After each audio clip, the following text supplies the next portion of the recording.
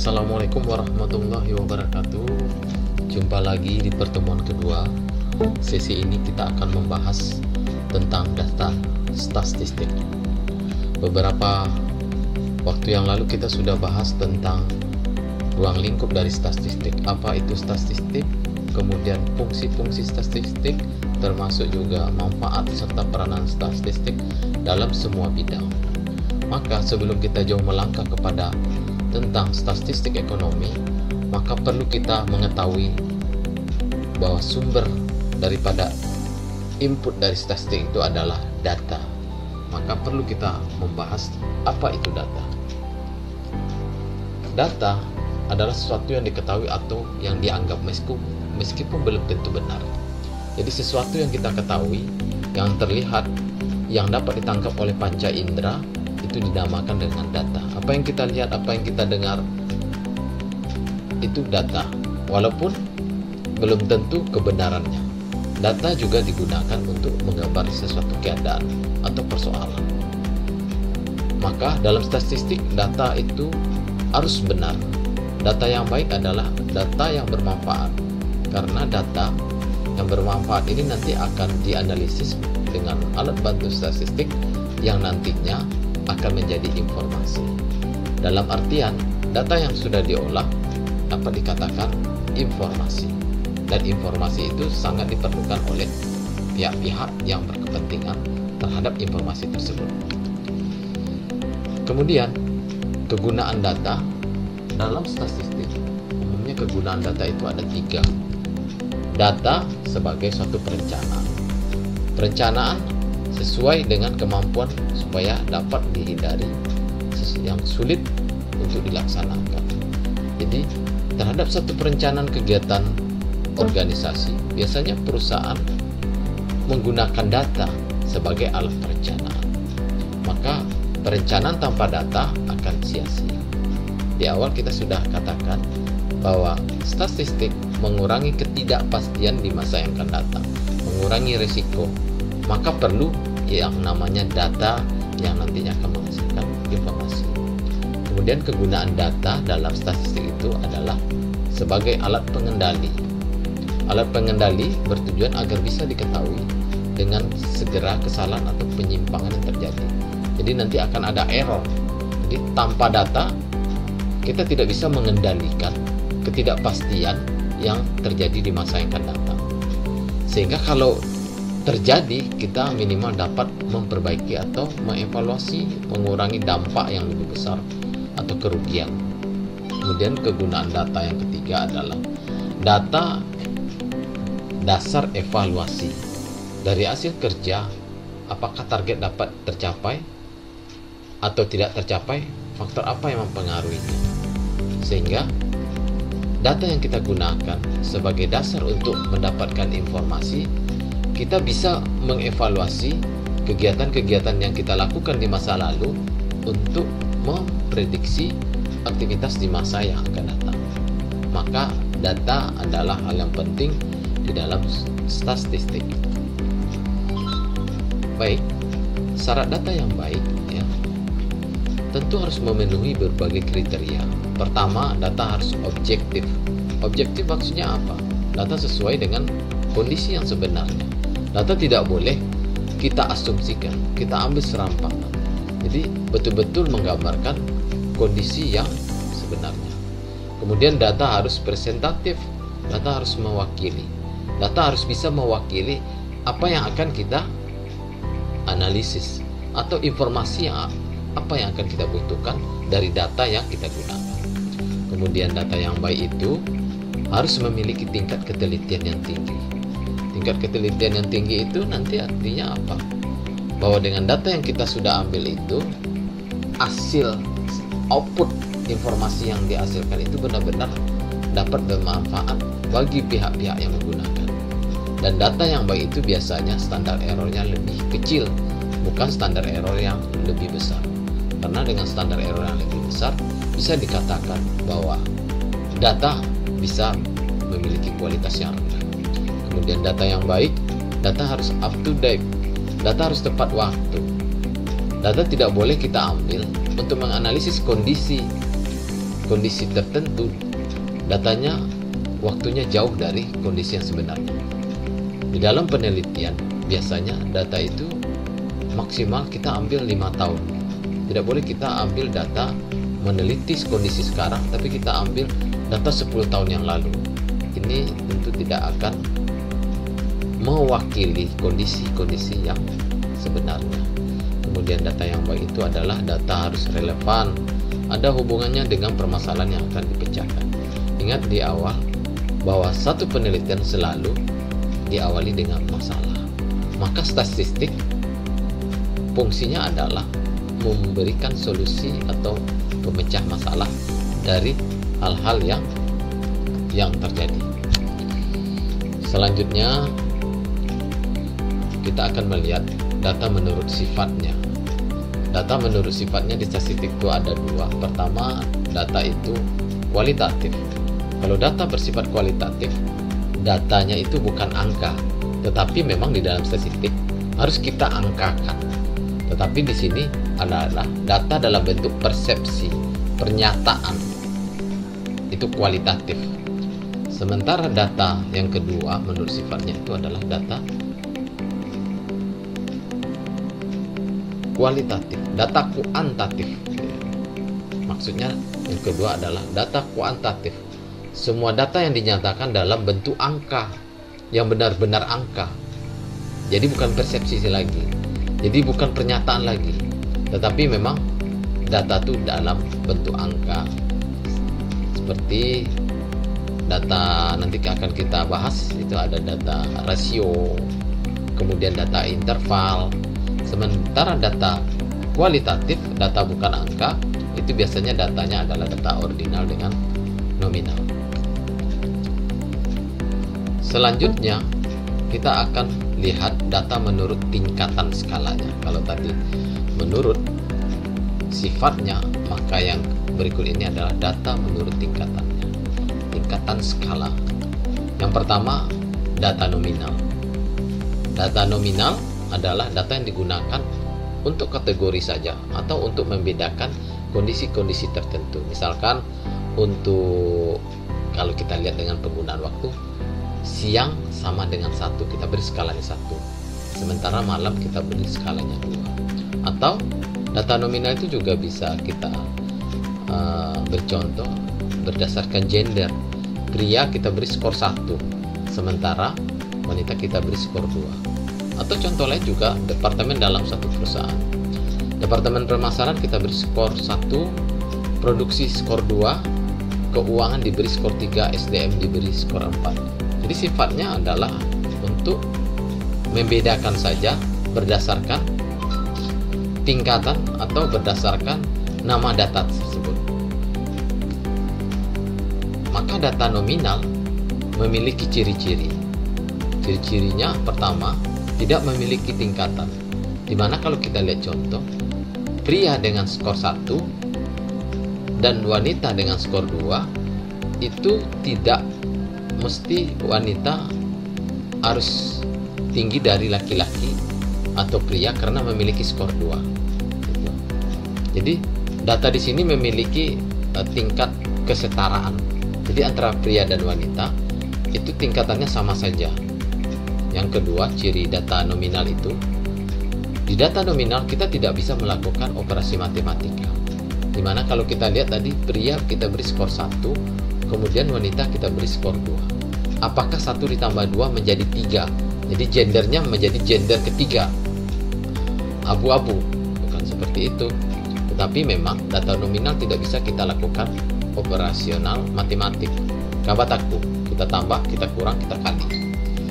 Selanjutnya data menurut skala adalah data nominal. Data ordinal, ya, maksudnya data ordinal. Data yang digunakan juga untuk membedakan, tetapi di sini sudah menunjukkan tingkatan. Misal untuk data ordinal adalah skala Likert yang kita gunakan untuk angket atau kuesioner, di mana ada jawaban sangat setuju, misalkan skornya 5, setuju skornya 3, tidak setuju skornya 2, sangat tidak setuju skornya 1. Jadi sudah ada tingkatan di mana jawaban sangat setuju itu lebih tinggi dibanding dengan setuju, atau tidak setuju lebih tinggi nilainya daripada atau tingkatannya dari sangat tidak setuju. Contoh juga kita bisa lihat kinerja seorang karyawan, kalau dia sangat baik kita beri skor 5, sampai sangat tidak baik skor 1. Jadi sekali lagi ini sudah memiliki tingkatan berbeda dengan nominal tadi, di mana tingkatan 1, 2, dan 3 itu sama saja karena memang fungsinya adalah untuk membedakan. Maka kalau kita berikan karakteristik atas data ordinal pertama cirinya memiliki tingkatan. Kemudian jarak interval antara tingkatan satu dengan yang lain itu memang belum jelas, tetapi memang sudah punya tingkatan antara 5 dengan 4, 3 dengan 2 atau 1. Kemudian sekali lagi data ordinal juga tidak bisa kita lakukan operasi matematik. Kabataku. Selanjutnya data menurut skala itu yang ketiga adalah data interval. Skala interval data yang dapat digunakan untuk membedakan, menunjukkan tingkatan. Sama seperti ordinal sudah ada tingkatan, mempunyai jarak yang sudah pasti tetapi belum memiliki nilai 0 yang mutlak. Di data interval itu data antara, misal temperatur udara, suhu 0 derajat Celcius, 25 Fahrenheit, kemudian 100 Celcius. Kemudian bisa juga kita lihat dalam contoh waktu dalam jam 00, jam 4 pagi. Jadi ini interval data yang digunakan untuk membedakan, menunjukkan tingkatan, mempunyai jarak. Kemudian data menurut tingkatan skala yang terakhir adalah data yang paling tinggi derajatnya, itu adalah data rasio. Data rasio, data yang digunakan untuk membedakan, menunjukkan tingkatan, mempunyai jarak, interval yang sudah pasti, dan memiliki nilai 0 yang mutlak. Misalkan contoh data rasio ini adalah jumlah mahasiswa di kelas P1 adalah 45 orang. Jumlah uang di dompet Amir 0 rupiah. Jadi memang data itu sudah jelas mempunyai tingkatan, mempunyai jarak, kemudian memiliki nilai 0 yang mutlak. Beras yang disumbangkan 100 kilo misalkan, ini adalah data dengan tingkatan yang paling tinggi di dalam jenis data menurut tingkatan skala. Ciri-ciri juga bisa kita lihat, data dapat dilakukan operasional matematik, ya, sama dengan data interval. Operasional matematik juga sudah bisa kita lakukan, kita kali, kita tambah, kita bagi, kita kurang. Kemudian memiliki nilai 0 yang mutlak, itu untuk data rasio, tetapi data interval tidak memiliki nilai 0 yang mutlak, ya. Tetapi untuk kedua data interval dan rasio itu data sudah bisa kita gunakan operasional matematika, berbeda dengan data nominal dengan data ordinal.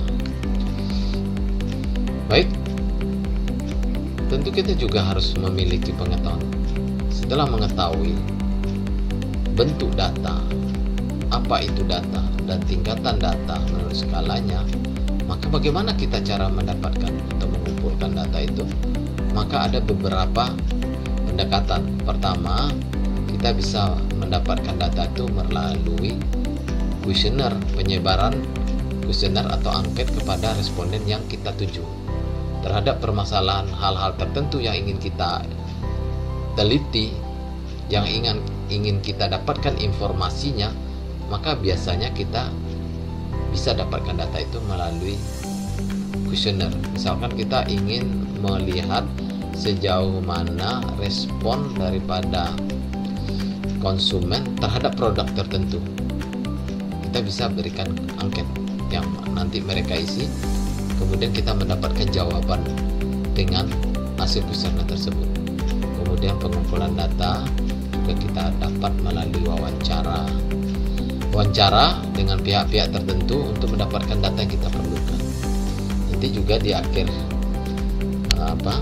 studi ujian Anda akan membuat tugas akhir yang nama skripsi, maka untuk mendapatkan data untuk menulis latar belakang, biasanya kita juga perlu melakukan observasi, di mana saat observasi tersebut kita bisa mewawancarai pihak-pihak tertentu untuk permasalahan yang akan kita teliti.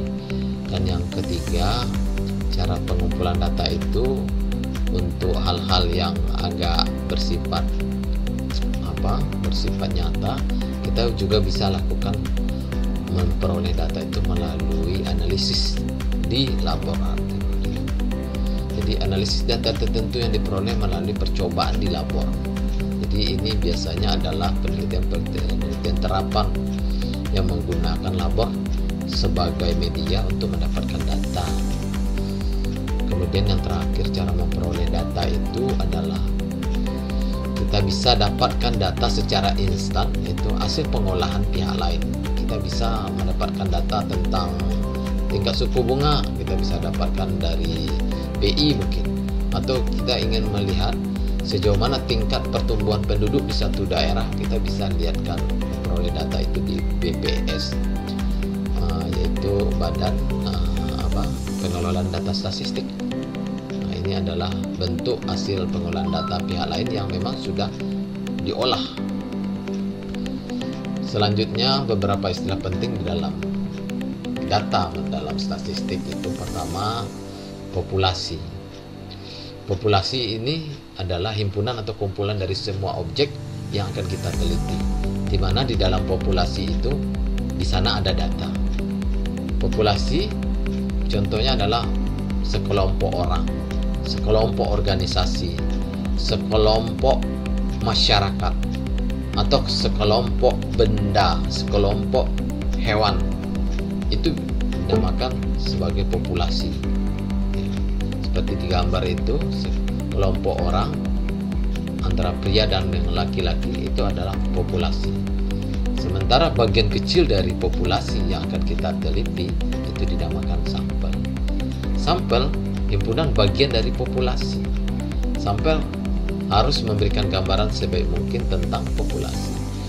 Ketika kita meneliti, kita mengambil populasi, tetapi sampelnya tidak berdasarkan populasi, maka apa yang kita peroleh dari data yang nantinya menjadi informasi itu tidak akan sesuai dengan apa yang kita inginkan. Artinya kualitas data informasinya akan rendah. Tapi sebaliknya, ketika kita menjadikan suatu sampel penelitian yang kita ambil dari bagian dari populasi, maka kualitas informasi atau data yang akan kita peroleh tentu akan bisa nanti mewakili populasi dan mendapatkan informasi yang lebih baik. Baik, nah ini juga contoh. Misalkan dari sekelompok populasi di atas, kita menjadikan hanya 3 orang sebagai sampel. Selanjutnya, beberapa istilah penting juga dalam statistik itu sensus. Ya, nanti Anda juga akan mengenal istilah sensus. Sensus adalah cara pengumpulan data, di mana seluruh anggota populasi yang diamati satu persatu secara keseluruhan. Ada juga yang mengatakan metode sensus, yaitu menjadikan seluruh populasi yang ada menjadi sampel. Artinya memang kita teliti seluruhnya. Kalau ada populasinya 100, memang kita lihat dari 1 sampai 100. Itu yang disebut dengan sensus. Sementara sampling adalah cara mengumpulkan data, di mana yang diselidiki. Jadi untuk melakukan metode sensus, kita menggunakan metode cara untuk mengumpulkan sampel dari populasi yang ada, di mana yang diselidiki adalah elemen sampel dari satu populasi. Jadi kalau kita lihat sensusnya tadi itu misalkan ada 100, maka sampling adalah caranya, tetapi tidak kita ambil seluruhnya, tetapi hanya beberapa elemen dari suatu populasi yang nantinya akan menjadi sampel. Ya, seperti ini. Yang kita amati banyak, sementara sampling kita hanya mendapatkan 3 bagian dengan cara atau metode tertentu yang kita lakukan untuk mengambil sampel dengan pendekatan-pendekatan tertentu, namun tetap harus mewakili populasi. Oke, bagian terakhir dalam pertemuan kita yang kedua ini adalah di mana statistik tidak lepas daripada kemajuan daripada teknologi, karena peranan komputer dalam kondisi sekarang sangat membantu sekali badan, sangat membantu sekali pekerjaan-pekerjaan yang biasanya kita lakukan secara manual, tapi dengan bantuan komputer kita akan bisa melakukan perhitungan-perhitungan yang skalanya besar, dapat kita lakukan dengan teliti dengan waktu yang lebih pendek. Maka di dalam statistik komputer juga sangat berperan. Bisa kita lihat jumlah data yang harus ditangani sangat besar. Manusia tidak akan mampu untuk mengolah data, menganalisis data yang banyak. Tapi dengan bantuan komputer, data yang banyak tersebut akan bisa diselesaikan dengan tingkat ketelitian yang tinggi dan waktu yang juga singkat. Kemudian yang kedua, proses pengolahan data dilakukan berulang-ulang. Ya, kalau manual tentu dengan jumlah data yang banyak kita lakukan analisis secara berulang-ulang, itu akan memakan waktu, biaya, sehingga penjadwalan atas informasi yang kita perlukan juga tidak akan terpenuhi. Tetapi melalui komputer, perkembangan teknologi, pekerjaan yang berulang-ulang tersebut akan sangat mudah dilakukan dengan waktu singkat. Kemudian peranan komputer dalam statistik itu adalah pemrosesan bersifat kompleks. Untuk hal-hal statistik yang sifatnya kompleks, kaitan hubungannya juga sangat banyak, maka sekali lagi peranan komputer sangat membantu sekali. Maka di dalam statistik ada beberapa program komputer yang sangat bermanfaat untuk analisis statistik. Misalkan ada Microsoft Excel, di mana di dalamnya juga ada statistik, SPSS, Minitab, Amos, eViews, dan lain-lain. Maka kalau kita lakukan secara manual, perhitungan statistiknya akan sangat rumit dan sangat panjang dan memerlukan waktu yang sangat panjang, sangat lama. Tapi dengan bantuan statistik komputer, teknologi, maka kegiatan-kegiatan analisis dengan jumlah data yang besar itu akan sangat mudah kita lakukan. Baik, mungkin dari sesi pertemuan kedua ini kita sudah dapat mengetahui tentang data dalam bentuk statistik dan bagaimana data yang digunakan dalam proses pengolahan data statistik, dan termasuk juga bentuk-bentuk jenis data berdasarkan tingkatannya dan peranan komputer dalam statistik. Silakan diulang lagi, dibaca lagi. Semoga apa yang Bapak jelaskan ini mampu membuka pemahaman awal mahasiswa untuk memahami statistik dalam bentuk kegiatan-kegiatan, tentunya adalah berkaitan dengan ekonomi. Demikian saja. Terima kasih. Assalamualaikum warahmatullahi wabarakatuh.